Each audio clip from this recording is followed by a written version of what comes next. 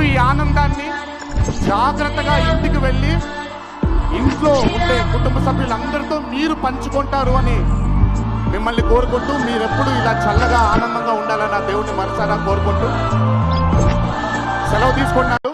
ఒక్క మాట, ఒకే ఒక మాట, కొంచెం ఓవర్ అయిందని అనుకోకపోతే ఒక చిన్న విషయం చెప్తాను.